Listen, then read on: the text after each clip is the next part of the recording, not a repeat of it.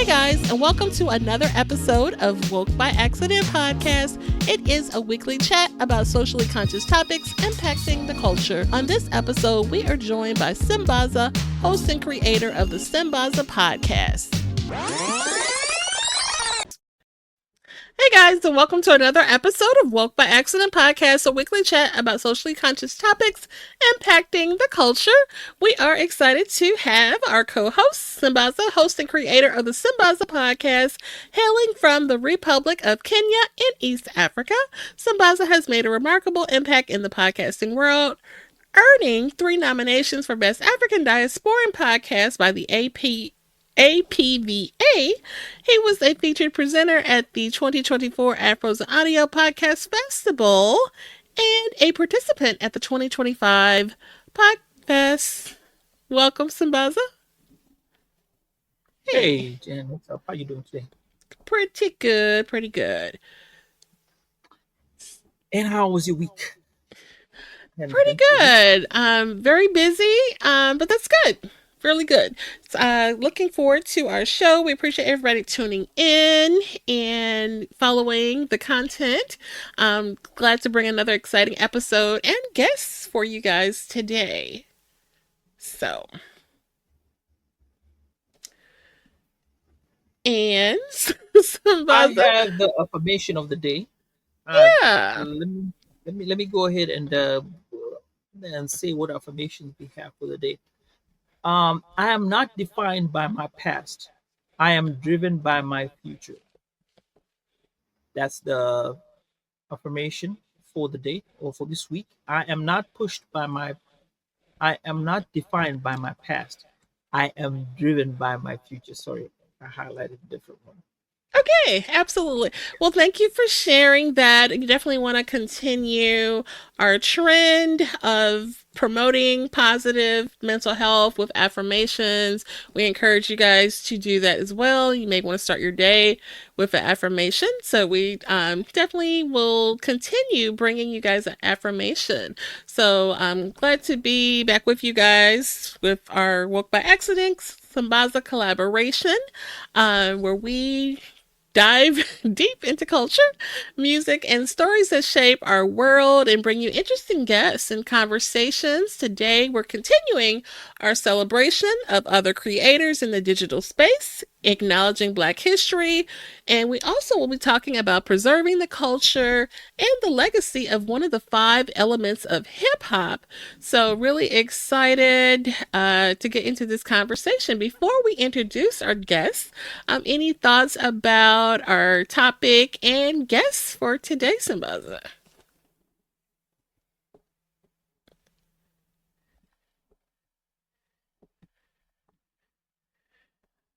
Sambaza! All right, he's been a guest of us, and we have been podcasting together for a while. He's good in his craft, and I appreciate his knowledge and diverse in diverse topics. Whenever we are engaged together and start talking about life events and stuff like that, he brings it on, and I'm really looking forward to today's conversation, as he's a one-on-one. Yeah, that's sure. what I'll see for now. Okay. Yeah. You said a lot without saying much, but okay. I love it. So let's go ahead and introduce our guests. All right. So hip hop celebrated its 50th anniversary on August 11th, 2023, marking a significant milestone since its inception in the Bronx in 1973. A reminder of hip-hop's profound influence is personified in the 5 elements of hip-hop. You've got emceeing, breakdancing, graffiti, knowledge, but this list is incomplete without the DJ. Our guest today is an internationally known DJ, a Midwest legend, with over 2 decades of experience behind the decks, from learning turntablism at Kentucky State University to completing an artist residency in Argentina with Next Level USA. Our guest has made his mark in the industry. He has rocked the stage with icons like Big Daddy Kane, MC Light, The Foreign Exchange. Whether it's hip hop soul or poetry nights, our guest brings a signature musicality that keeps crowds moving. But beyond music, our guest is deeply connected to the culture and history. And as of 2018, a TEDx alum. All right. So today we are diving into his journey for a little bit to what it takes to stay relevant in the game for over 20 years, the importance of Black history, and how we can preserve the culture for our future generations. And with that, welcome, Krate Digga. Hello, hello. Good evening. How's everybody doing? Hey, welcome. Appreciate the Welcome. invite. Get a chance to come hang out with y'all. Definitely. Definitely glad to see you. We got some folks in the comments too already. So Yeah, shouts out to everybody tuned in. I'll Pete in the comments. Yeah. yeah. So we shall start off. Usually, I go around looking for a proverb, and today we have a proverb that is from Morocco. But before we get into the proverb, we want to talk a few things about Morocco uh, for the people who are listening and who are watching. Now, Morocco is one of the most visited country in Africa. The over 12 million tourists travel to visit it in 2018. That was the consensus.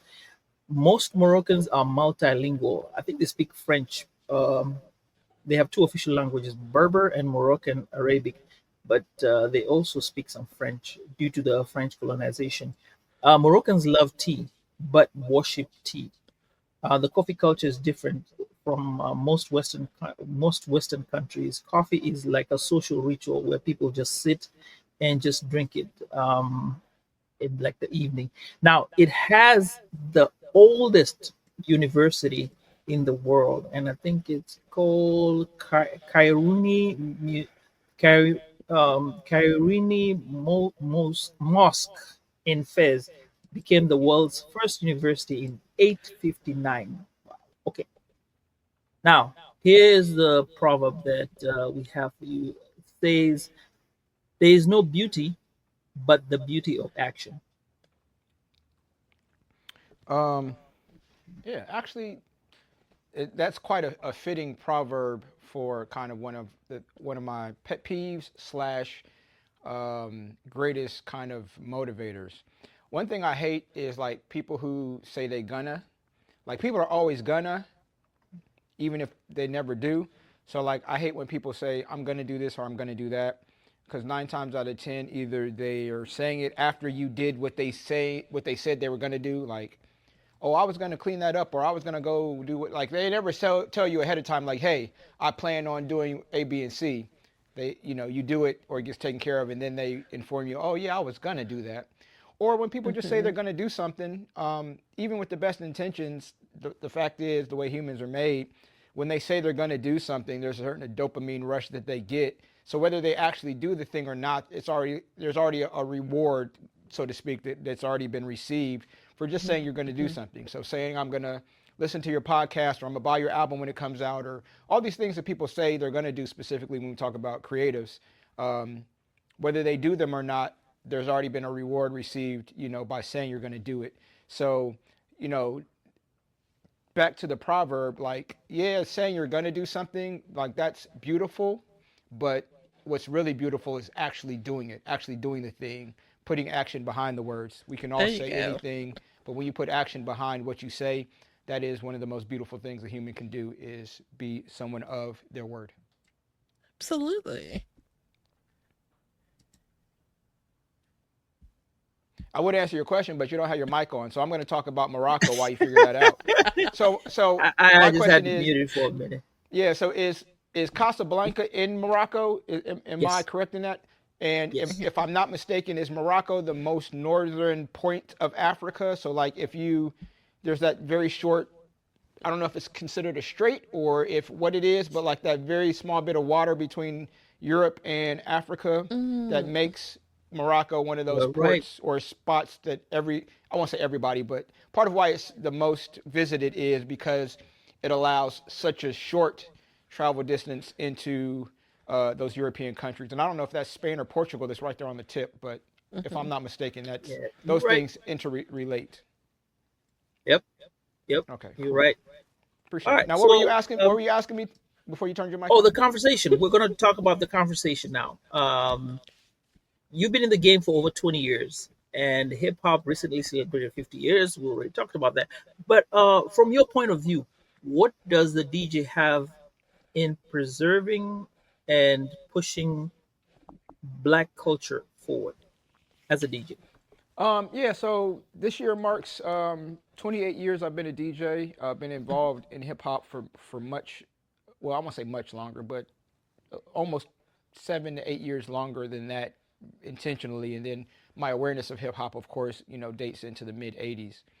To your question, I would have to say, first and foremost, my opinion is Black culture, and I know that's a very general term, but Black culture and hip hop culture are not the same. I think my opinion is there needs to be a clarity on understanding hip hop culture and then understanding that there's Black Y'all are culture. Now, there's some overlaps, but like they're not the same cultures. So in terms of understanding that race is a construct, but at the same time we see that it has clear there's clear effects and engagements that society structures, et cetera, have with that construct of race and how it shows up in culture.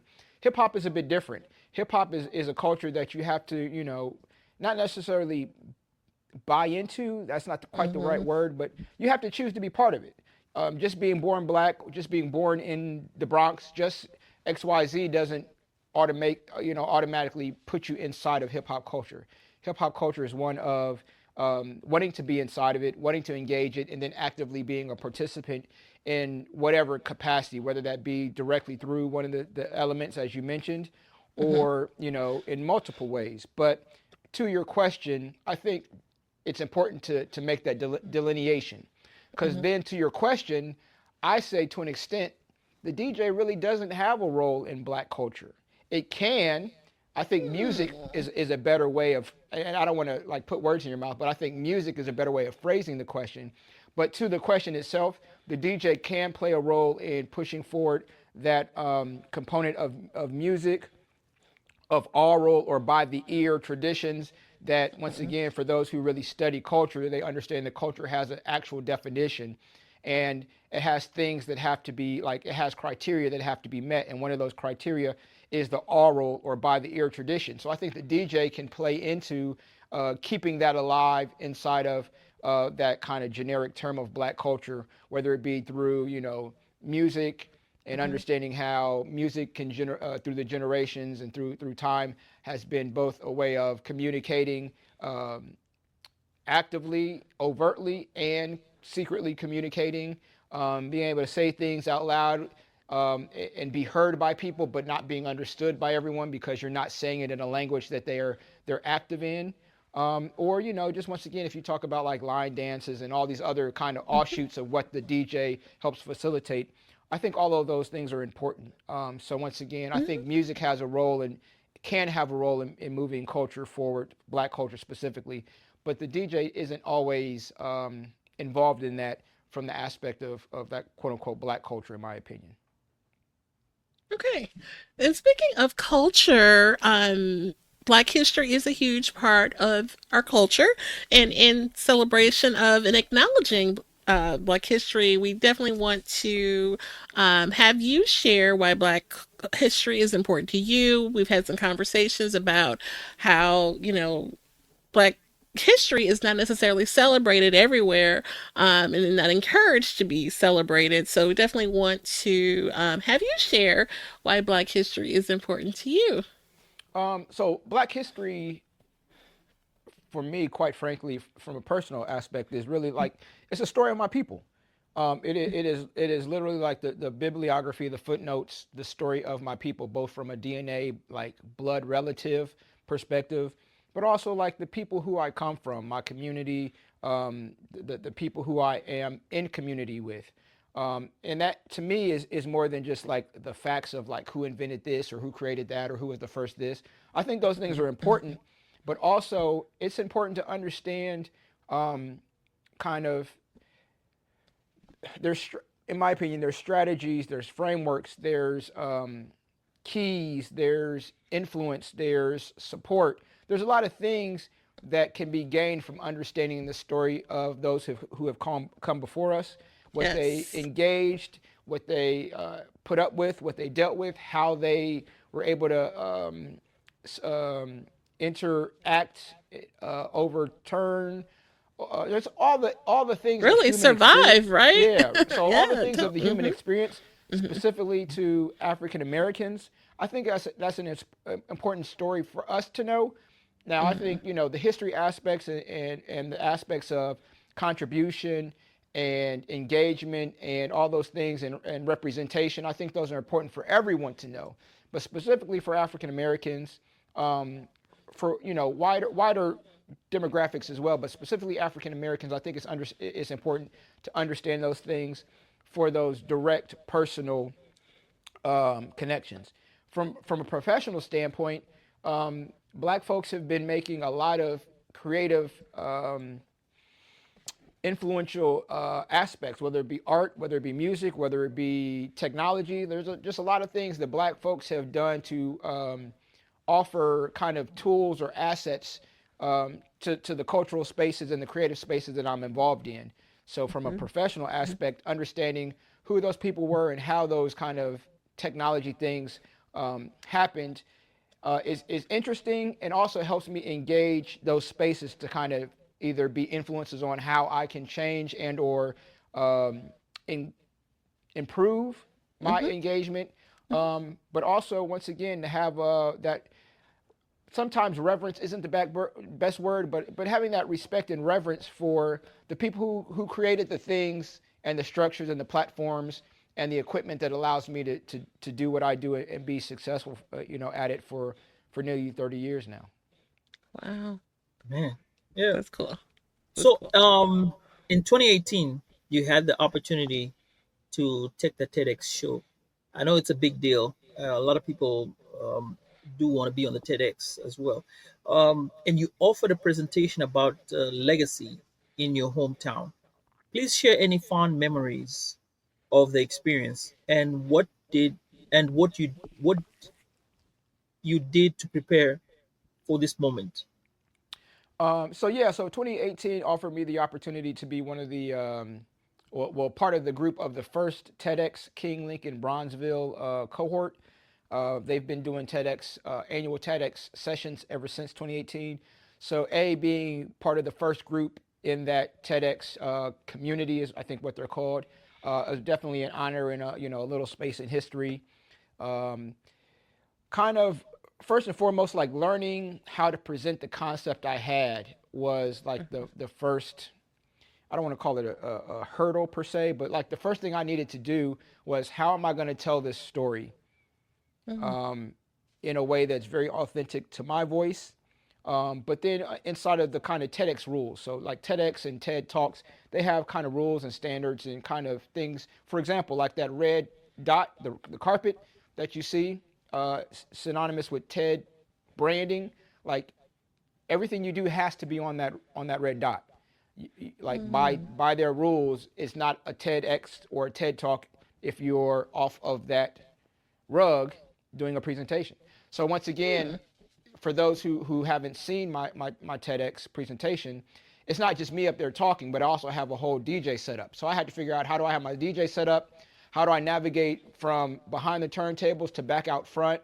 How do I, move around and kind of keep a level of motion so I'm not just standing still the whole time, but still kind of staying inside of those rules and following all these kind of procedures and structures that the TEDx space has for me. So that was the next part.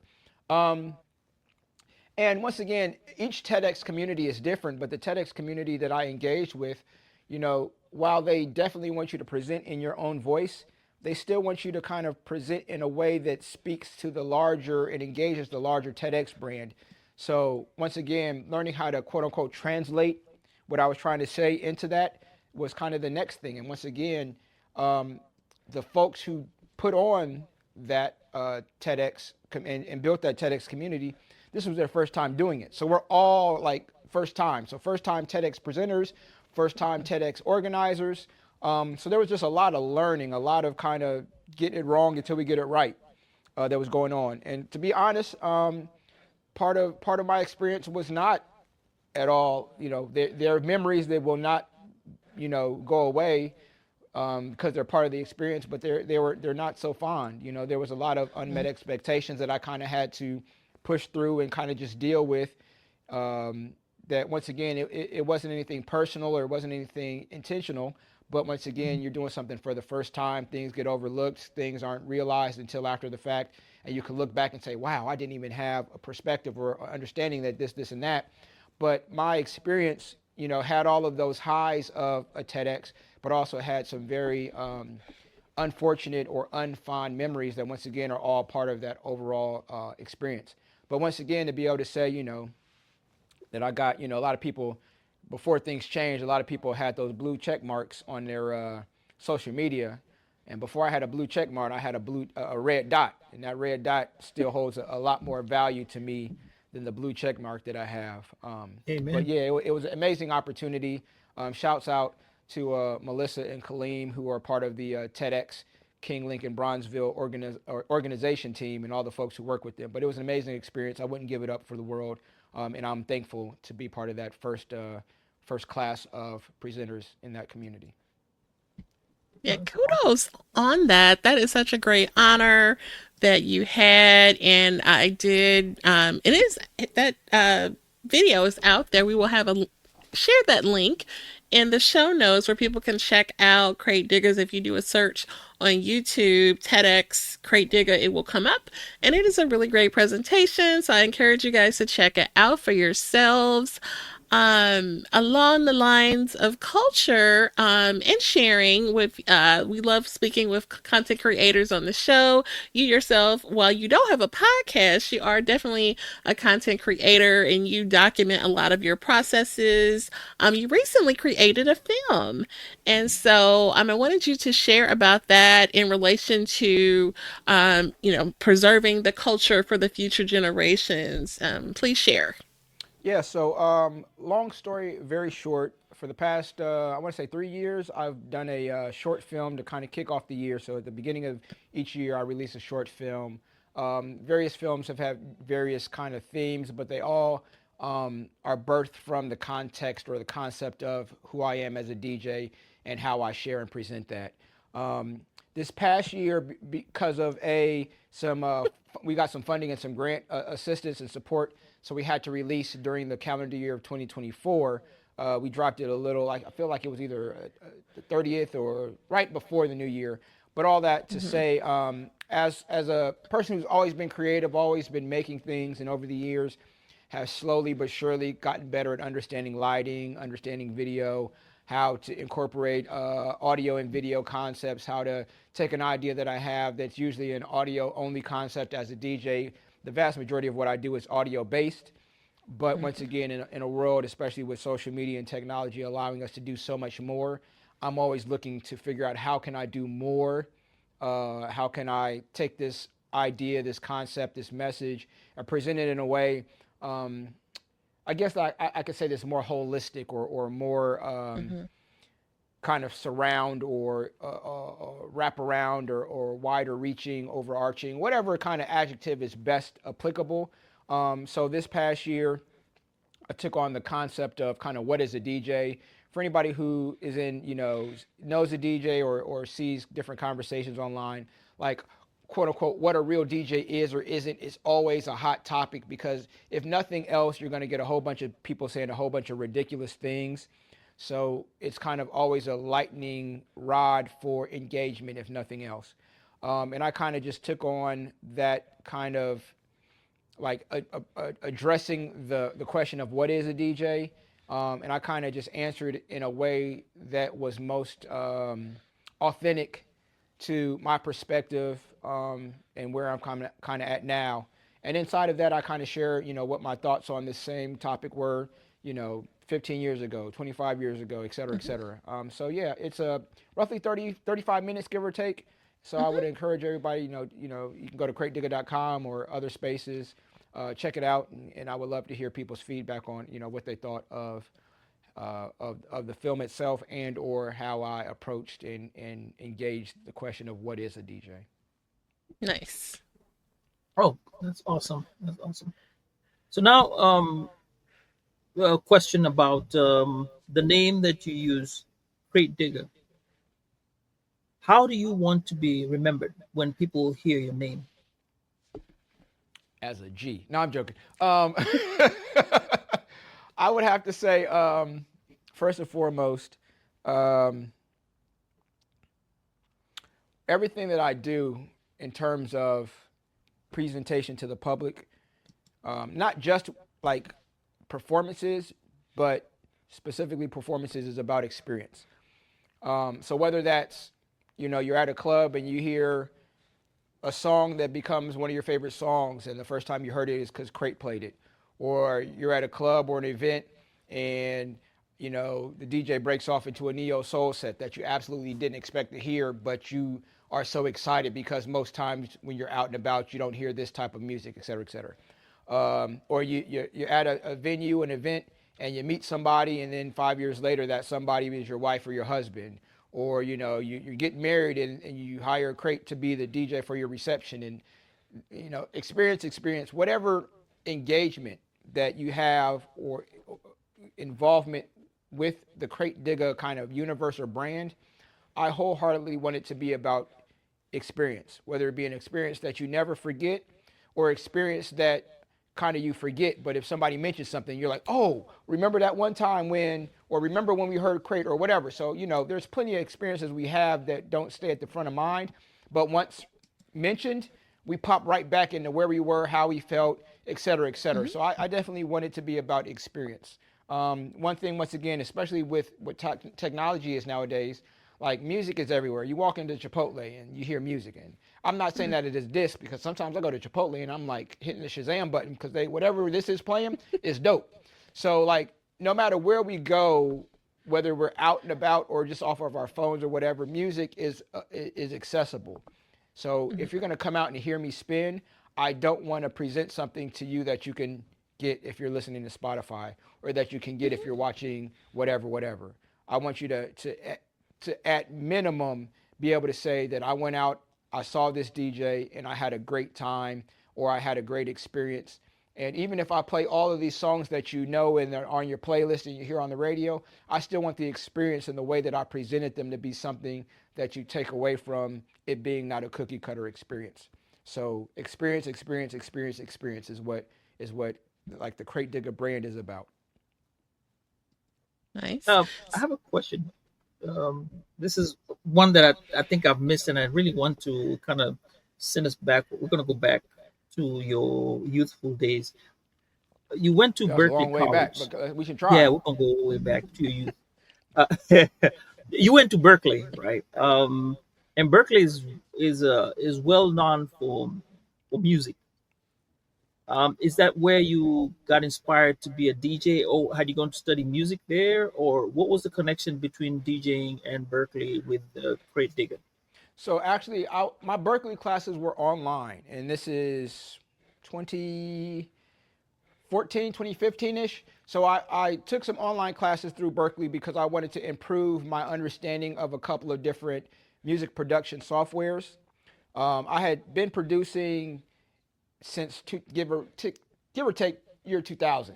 And I kind of learned as I learned. There was folks I learned things from here and there, but I really just made a lot of mistakes, made a lot of horrible sounding tracks until I learned how to make them better. Long story, once again, very short. My learning process that started in 97 of learning how to DJ was based on me just practicing for hours, and I would record those practices. And after I got done practicing, I would take the cassette tape, yes, the cassette tape. I would take the cassette tape back to my dorm room, and I would listen to my cassette tape to be able to pick out what I did well, what I didn't do well. So jumping back forward, having that understanding of how to record and that kind of audio technician engineering understanding that I had from that context and bringing it forward to now, how do I learn how to create beats, and not just create beats in music production, but understanding how to layer drums, or how to create dynamic with things being a little louder and a little lower. Or if I'm going to now do a mixtape, but also want to incorporate somebody doing spoken word, how do I put all those things together? So I have been doing that since 2000. Jump forward to 2015. I'm not a quote unquote professional producer, but I've been asked, many times, leading up to that point, to produce albums for different, spoken word artists, rappers, done a lot of, recording sessions. So there's so much different things that I had done. It got to the point where, once again, I tell people all the time, like, I'm funny looking, but I'm not stupid. So like, I'm smart enough to understand when there's spaces that I need to have more information in if I'm going to be better. And once again, understanding some of these software things was a thing that I needed to be better at. And not just be better, but I didn't have the time to give towards kind of YouTube University on it. I needed a very direct, intentional course to teach me these things. Some of them I probably already knew, and some of them I didn't know, but I didn't have that kind of figure it out on your own DIY time for this, where as other things I can kind of like learn it how I learn it and engage it in hobby kind of engagement. This was very much a professional pursuit and a professional engagement, professional investment in myself. So going through those online classes in Berkeley, with Berkeley, definitely helped me move forward. So it was a year, 2 years later, give or take, when I was able to, I did a Motown remix album. I want to say it was 2017. I've lost track of the time.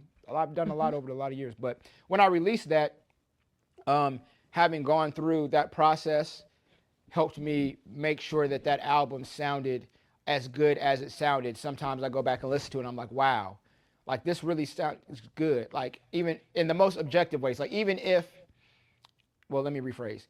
I'm not even saying like it sounds good because I made the music, but like the quality of it, even if people don't like the style, like the quality of it, the quality of the science of it is something that I'm still to this day very proud of. And I attribute a lot of that to going through that course and learning these things that, I might have figured out on my own or I might not have. Because if you go back to 2012 when I released my first album, it don't sound bad, but it doesn't sound as good as that Motown remix album. And once again, that's just, give or take 4 to 5 years between the two releases. But I picked up so much information in that time frame, and hopefully it's reflected in all the things I've done since then. Okay. Wait, Jen. Do you want to go to the comments and then? Yeah. All right. In the comments. Well, we have Al Pete in the house. Welcome, Al Pete, to the show, and appreciate you joining us. Ed Campbell, Peace Family, thank you so much for joining us. We appreciate you. And Mr. Al Pete says he got a podcast. Don't have him lie to y'all. I got a show. Or it might be a show, it might be a series. I don't even know what to call it yet, but it's not a podcast. Okay. It's not a podcast. And Denise on Heal Session, Heal, Empower, and Release says, hello, fam. Glad to be here. Thank you so much for checking in with us and appreciate everybody tuning in. This time with one of our group members.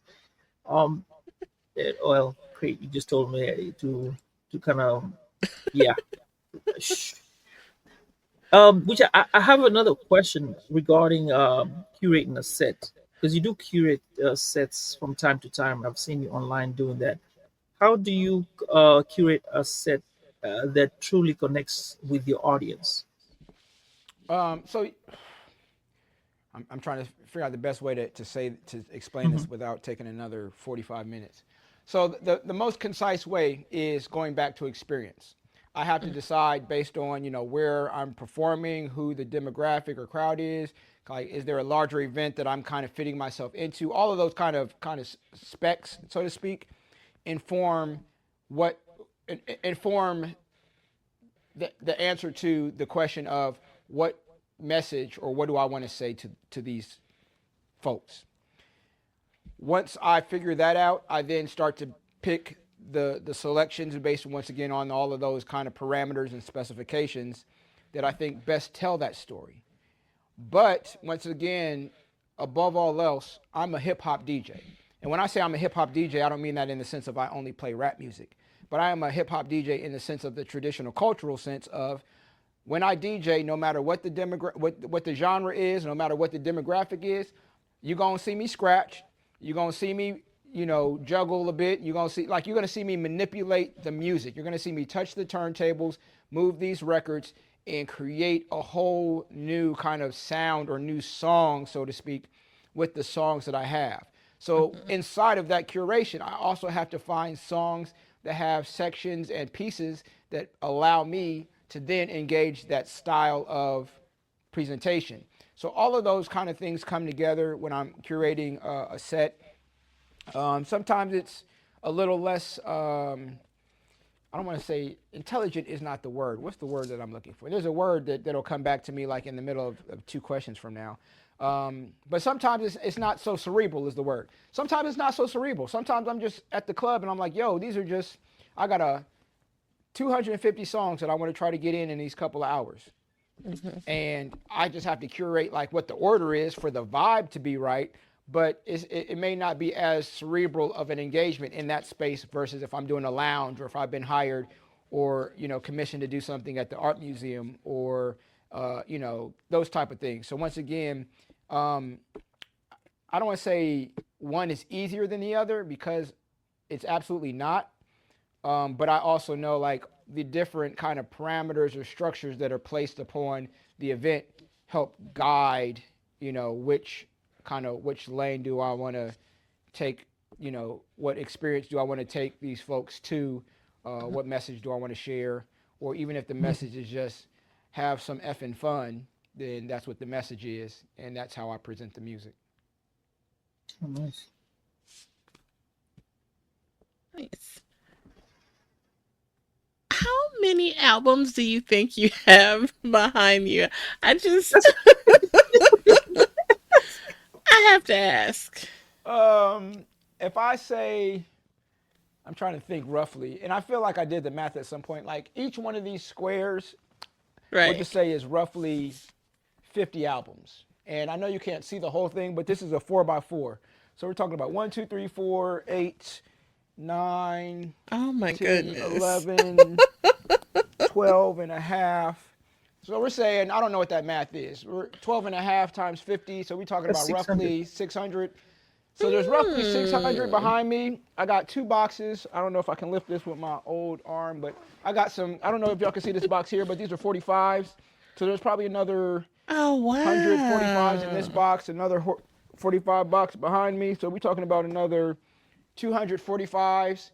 And then I have another 4x4 that you guys can't see here. So we're talking just in this space. Oh no. 1,500, give or take, 1,500 albums. Wow. Then we got to go down to the basement and pull some stuff out.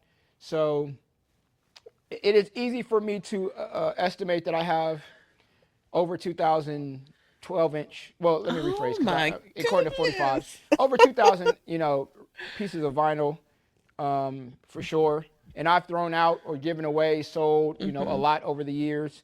So I started buying albums in '97 when I was first learning. Some of these are from my parents' collection. Some of these I bought over the years. Some of these, if I really was intentional, I could maybe pull something out that has like my very first DJ name that I'm not going to tell you. Some of these are real old, and excuse me. I mean, some of them this joint right here, I just bought a few weeks ago that my homie released. So that's another dope thing. It's like I always tell people I got some really dope friends who also happen to be like great artists. So like being able to look over these shelves and seeing like different artists who I have albums for that are also my friends who I can call on the phone. Next and time, talk. if you are Yeah. thinking about donating some way, No, I'm not I'll giving be you none of my happy to- albums. I'm not. No. I'm collecting. I'm collecting. I know. Wow. That's Those cool. are. Have you played all of them, or this is just I want to say 95% of these have been played at least once. At least Some once. of these I've bought. Like there's a whole corner here that's stuff that I've bought that I haven't played or that's still wrapped up. So for example, like I'm a big Charlie Brown fan, so like I got I don't know if y'all can see that, but like the Charlie Brown Christmas album. So I got 2 of these, so I can play that Christmas Time Is Here joint. I haven't played it, but there's a couple of others that I've bought and haven't played yet. Or I got another case open in the corner that I haven't opened of stuff I bought and haven't filed, in the system. And once again, you can't really tell because of the angle, but like I'm a nerd. So like all of these are in alphabetical order. So like if you can see that, can you see that? Is that an A? Can y'all see that A? So like here's the A section, B, C, D, and all these go alphabetical order for my organization. And these are just like club joints. Wow. Like this is all club stuff behind me. Then I have like quote unquote underground hip hop stuff over here, like High Tech and J Rawls and The Roots and Lone Catalyst over here. I got a whole thing of dance hall and reggae. I got a whole thing of white labels. So anybody knows hip hop culture understands what white labels are. I got a whole nother thing of kind of soul, funk, R&B, pop rock, and 80s kind of like that 80s reverb snare music. So like all of this is organized, generally speaking. And then like there's even a cube that's of unorganized music because I haven't filed it away yet. But so like this is, even though I don't play vinyl as often as I used to, like this is all like, I'm not a collector in that context. Like this is all like, these are work tools. Like these are work boots, basically. I got a question. Cool. Can you, which is the, give me at least 3 of the best artworks that you've seen on a vinyl? Wow. The best artwork on a vinyl. I can't really say right now. Wow. Yeah, that's a great question that I don't know. Any genre. Any genre, it doesn't matter. Like, I'm just thinking like there's some artwork that's really simple, but the album itself like is amazing. So like for example, this Miles Davis Kind of Blue. Like this is not a great album cover per se, Right. but Kind of Blue. I had heard of this album, and of course I had heard of Miles Davis, but I had heard of this album, for many years, but I didn't actually hear the album until I was, it might have actually been on my 16th birthday. So I actually, in 94, whatever that math is. Yeah. So in 1994, I went to Senegal and the Gambia for a couple of days. And during my time there as an exchange student, the family I was with had Kind of Blue on CD. So I just sat and happened to listen to that album for the very first time, on my 16th birthday in Africa. So like just those kind of experiences are just kind of one of a kind, amazing experiences. So even though that's not like the dopest album cover I've ever seen, it's one of those albums and album covers that always kind of has a space with me. Definitely. And then, listening to the album itself. And then, there's some reflections of this album. I want to say it was Blue and Green, but I can't swear to it. That was on the, I don't know if it made the Love Jones soundtrack or if it was just in the if it was in the movie, but there's some Miles Davis in the movie in that one scene, and we will leave it at that. But so, like that's a great question, and I wish I could give you like a real answer, but like there's so many different, like you can talk about like some of this classic stuff, like this is an Ohio Players. Oh my God, I was just thinking Ohio Players with the honey. Yeah. Like like this, skin tight, and so, oh my God. No, the one with the honey dripping. Yeah. Oh God, that's so like, funny that you said that. And I got some Parliament around here somewhere that has some crazy dope not animation, but like cartoon drawing. So like, there's just so many different factors that go into dope. I mean, really, Doggy Style, animated. Yeah. What I'm looking for. I mean, like the old dirty bastard. His album. The ID with the food stamp card. That was that off the top of my head. I would say that's a good one. I'm trying to find my Tribe album that had the Midnight Marauders that has all the faces on it. Oh, like, that's another amazing cover. Is this the ODB right here?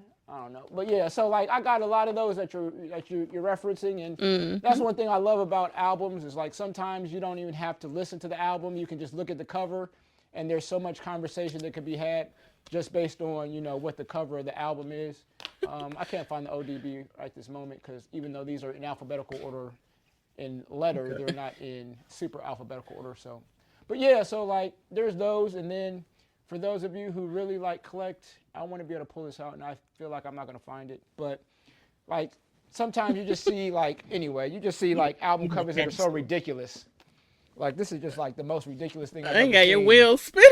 Yeah, Yeah, you put me on a whole he's nother. like a kid in a candy store right now. He's Yeah, like, oh, to see I like mean, so him. look important. at all of Yeah, those. Yeah.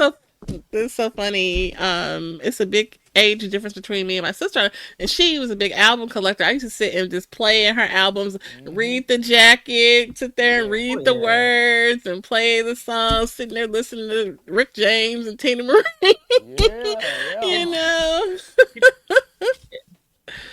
And look, I just It's a right whole now yeah, it's a with whole the experience. It's a whole experience. yeah, yeah. yeah. And that's and once again, that's not even including listening to the album.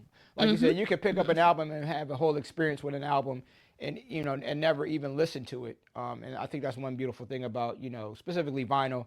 CDs a bit too. You used to be able to have CD booklets and open up the booklet and read about each song and whether it's the shout outs at the end or the producers and find out like what the samples were and all those different things. So once again, just having actual physical CDs and vinyl is an amazing thing that I'll never get over or get past or not be interested Oh, in. you just Yeah. mentioned something that you had traveled to Senegal, Gambia, and you've been to Argentina. I don't know which other countries you've been to other than those three that that we have known. In the time that you've traveled back and forth, um, culturally, when you compare the places that you've gone to with their music and the music culture that we have here, is there a difference or do they have kind of like the same beats or styles together? There's definitely differences in terms of like for example, when I went to Argentina, they're I don't want to say they're dated because that's not the best way to say it, but like they're heavily influenced. I'll say it that way. They're heavily influenced by West Coast hip hop, Hmm.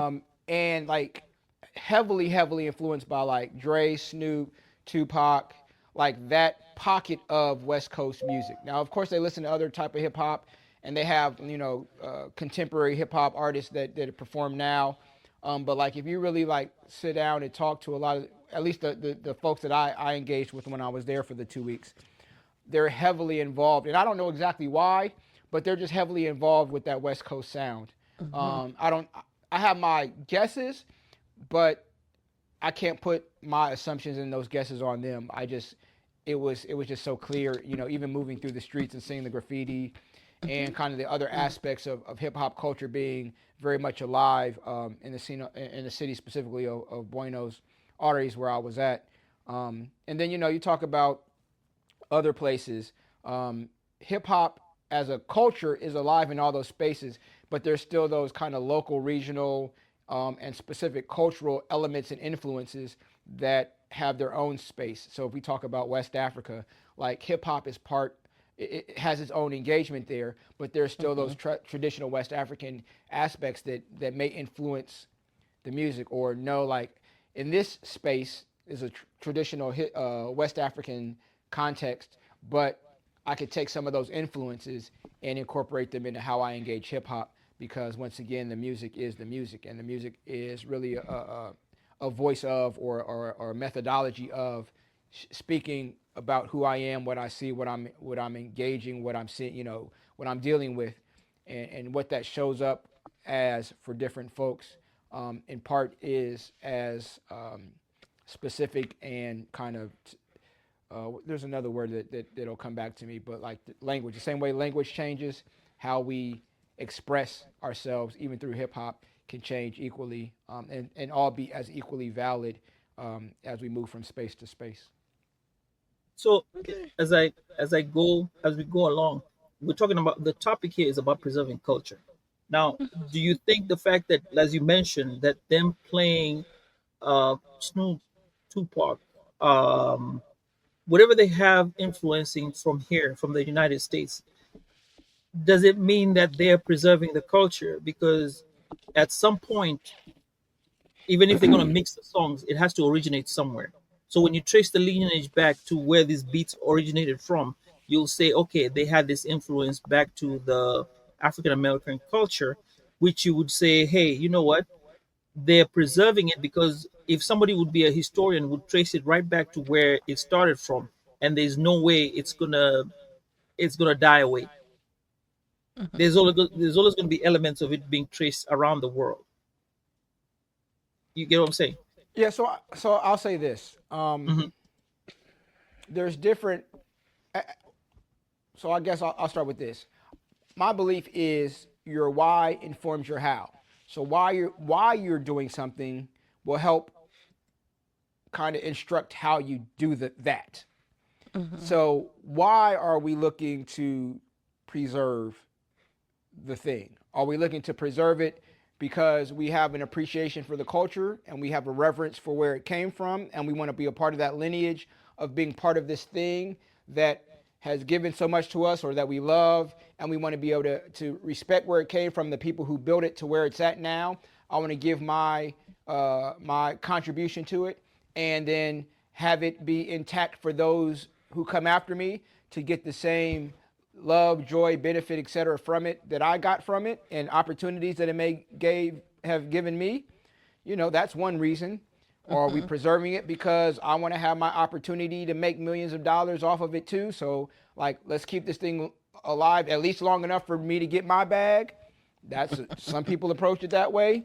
So I say that to say why. What is the why in the preservation?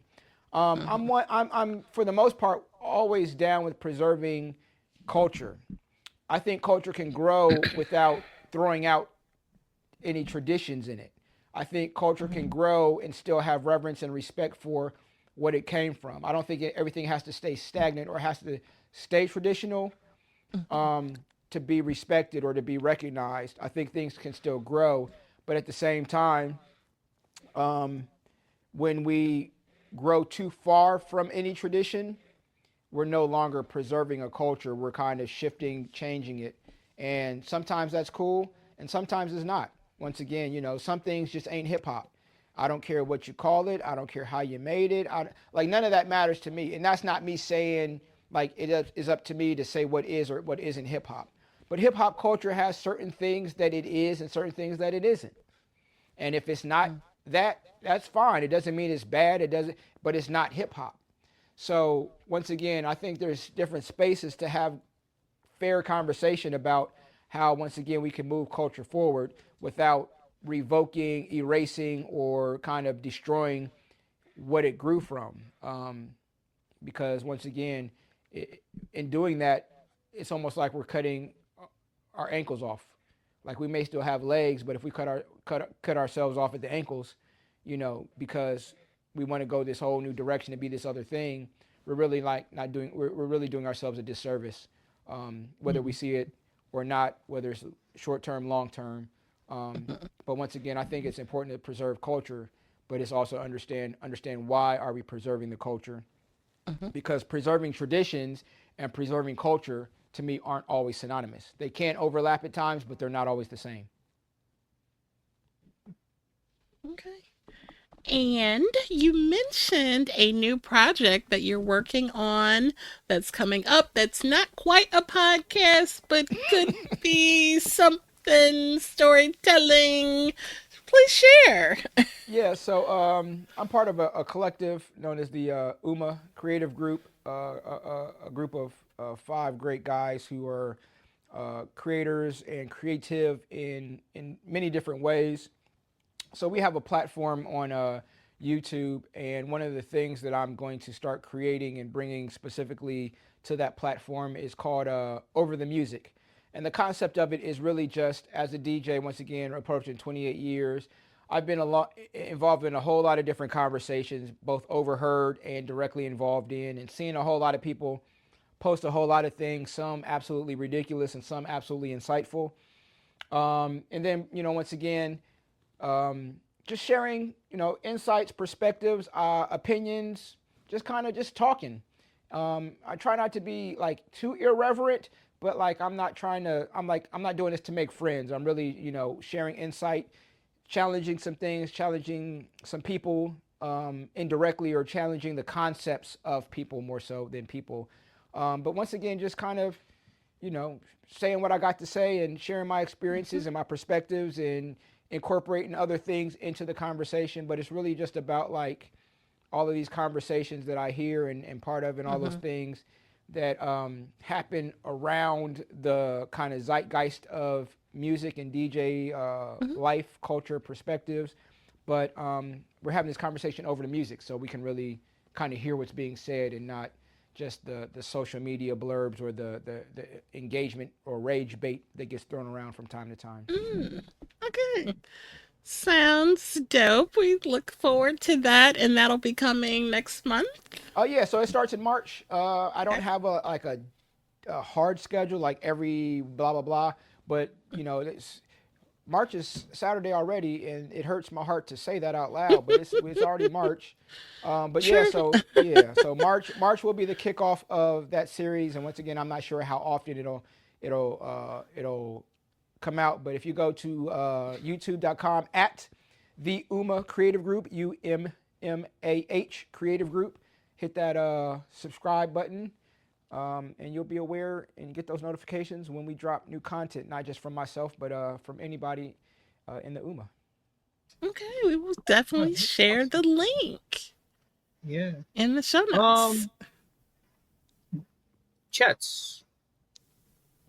Okay, let's catch up. Today we were talking about you, the 28 years, and Mr. Al. People was saying old arm when you were talking about the Yeah, like albums that are so. behind you. So listen, man, Yeah. listen. I started DJing in a time where we didn't have laptops, we didn't have MP3s to DJ with. So like these, like we had to carry these. When I was in college, we used Yeah. to. So once again, to give a little kind of history, backstory, whatever. When I was in college, like once I got to the point where I was able to and was ready to like DJ parties, the main DJ who I learned under, DJ Sakari, he and I would DJ together. So we would have two DJ setups all plugged into the sound system together, and we would DJ at the same time. So he may be playing two records or what have you, and I would bring in something like an instrumental or whatever, or I'd bring an acapella. So really it was two DJs, four turntables going at a time, which means we had sometimes like 8, 12, 16 crates of music behind Oh, us that we would wow. use for, a 3 or 4 hour party. And in order to get all of that music to the party, we got to carry those back and forth to the dorm, or back and forth we had a setup in the student center that we could kind of leave. But if we were at the gym for this weekend, we had to tote everything across to the gym. Or if we were going to a local club, we had to take everything to a local club. And then, moving forward, doing a club gig, I used to travel with two turntables, so one in each case, a mixer in a case, 4 cases of music. Then I would usually have a bag that had like my reggae and dance hall 45s, and so once again, like we weren't walking into the club with a laptop and a controller, or a laptop and just plugging into what the club had. Sometimes the club had gear, sometimes it didn't. So I'm like my body. Bernie Mac said, my body weary. I'm not It so sounds like you kind of miss those old yeah, days I of. absolutely do not. I absolutely do not. Um, Okay. Yeah, so like, and I tell people I'm still very much. I'm not a purist, but I'm someone who still kind of once again operates in the sense of being an unapologetic DJ in the context of a traditional hip hop DJ. So I still use turntables. I use a laptop from time to time when I'm not using wax. But even with that being said, like I got to the point in 2006, 2007ish. I got paid to do a gig. I had to travel to that gig, and what I had to pay to get my music to the gig was almost more than what I was paying for the gig. And I was like, Oh, I'm never wow. ever doing this again. And that's when I bought, the laptop and got the software to move to a digital vinyl system. And I've kind of just been in that ever since. And as kind of once again technology allows people to make music off their phones and off their True. laptops and not have to go through the usual channels. So I can make me and Sambaza can go in the studio, make a song tonight, and have that song sent off to Al Pete, and he can be playing on a radio show tomorrow. That's something that generally speaking couldn't happen 20 years ago. So like to be able to have access to music that's not always being printed up on wax or even on CD, it's something that has allowed a lot of genres and artists to grow, and allowed once again the overall culture to grow. So I'm thankful for that, and even for myself once again to be able to create music and put it out there for people to hear without having to invest in pressing up 1,000 vinyl or doing just a lot of the extra stuff that that you may not want to do or sometimes just don't have the resources or finances to do. It's no longer a burden or a barrier, I should say, to artists and creative people being able to get their thing out because we don't have the traditional kind of corporate channels. And it seems like it definitely was to your benefit to embrace technology. I know some people, are hesitant to embrace, Yeah, absolutely. I mean, Mm-hmm. because for me, once again, I use technology to amplify and kind of exponentially improve my performance. I don't use it to do stuff for me. So like I tell people all the time, it's like, yeah, I use a laptop, but my laptop don't mix for me. Now if you use the sync button or you use virtual this or blah blah blah, all that, I don't care. That don't have nothing to do with me. The same way, like I don't care what kind of mixing bowls you use. I don't care what kind of car you drive. Like none of that has nothing to do with me. I use technology to make my performance better, but I don't allow technology to do the artistic or creative things that I do for me.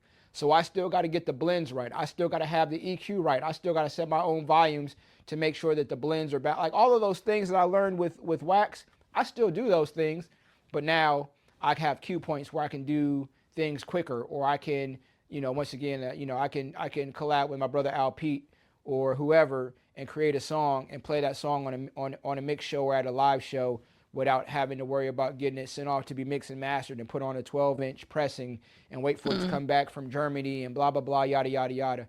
So once again, technology for me is a way for me to take these ideas that I have in this funny shaped head of mine and get them out to the world as opposed to do like work for me. I was like, I know it may be a crude metaphor, but it's like my people learned our lesson with the cotton gin. Like the cotton gin was technology making things easier, but it didn't really make things easier for our people. So with that being said, I just use technology to try to make doper stuff, not to make my job quote unquote easier. Okay, Right. I can appreciate that. Right. So then, I think it was Denise was saying, "Oh man, I'm gonna ask for the MJ ones." She's not getting them. When we're talking about I saw it. I saw giving it. them, I saw when it. you're Yeah, talking about donating. I'm watching the comments roll in, and All I right. saw her post it, and I was kind of trying to, at the corner of my eye, find where my MJ is so I could show her that she wasn't getting them. And it's right here. I'm not even gonna show it to her because I don't want her. Oh, I don't want her bugging me. Because she yeah. At and that I are moment, working on something Al, next week, and I don't want her to be in bad spirits next week when we got to work together because she's not getting my MJ vinyl. oh, Okay. so Looking Alfie was forward to like, "Y'all that. got crate digging literally." Yeah, And, I mean, and pun when intended. It is who I am. Yeah, that I was kind of, we appreciate, never seen that side of yeah, that was different completely. that was a And moment. then Al Pete said about your upcoming project says it is a It's a podcast, and podcast. then Denise says it definitely is a Definitely is a podcast. podcast. And Ed Campbell gave us the fire emoji and the music Lame. emoji, like hey.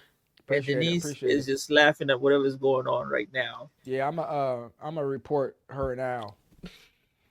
I'm gonna have their comments reported to the YouTube Okay. people. They're gonna get strikes. I don't know what YouTube does when you talk crazy in a chat somewhere, but whatever they do, they're gonna do it to them.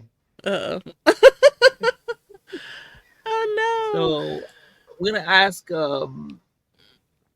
how people can find you, uh, or you could share how people can contact you in our world of the internet, be it on IG, Facebook, whatever you have online. This is your moment to kind of give us a whole rundown of where you Yeah, can be so found. people see me do this, but it works so well. So I just have this spiel that I'm gonna hit y'all with, my little elevator pitch. But yeah, so 24/7, 365. You can catch me on kratedigga.com. That's KrateDigga.com. We have music, we have visuals, we have tutorials, a documentary, and much, much more. If you want to check me out, most times not because of this beautiful face, but because of something that I say that you feel is witty or insightful, I am on Instagram at Krate Digga on Instagram. I'm also on Threads. You won't see my face much, so you may prefer Threads over Instagram. I'm not sure. It's whatever, whatever your thing is. I'm not going to shame you. But yeah, I talk crazy on Threads, and sometimes what I say is insightful, sometimes it's irreverent, sometimes it's a little mix in between. But I always tell people the kind of entrance portal to the Krate Digga universe is the website. And from there, you can get anywhere I'm at, you can get to me through the website. All right. Jen, take us home. All right. So we hope that you found today's conversation inspiring and enlightening. If you found today's episode meaningful, please consider sharing it with friends, family. Our collective awareness and advocacy play a crucial role in creating positive change. We invite you to stay tuned for more engaging content, and we look forward to continuing these important conversations. So, Krate Digga, please stay around for our proper goodbye. We appreciate you guys being with us for Work by Accident, Sambaza collaboration. If you made it this far in the video version, please like, subscribe, share, and everyone else, take care. At this time, we're going to go ahead and conclude the episode. We greatly appreciate you listening. We invite you to follow us on social media. On Instagram, it is Woke by Accident Podcast. On Twitter, it is Woke by. On Facebook, it is Woke by Accident Podcast. We also have the new website up, www.wokebyaccident.net. Please check us out. And also follow us on all of your favorite streaming platforms. And please leave a review and share feedback. You can also reach out by Gmail, wokebyaccident@gmail.com. And every time you listen, we appreciate it so much. Thank you for listening and take care.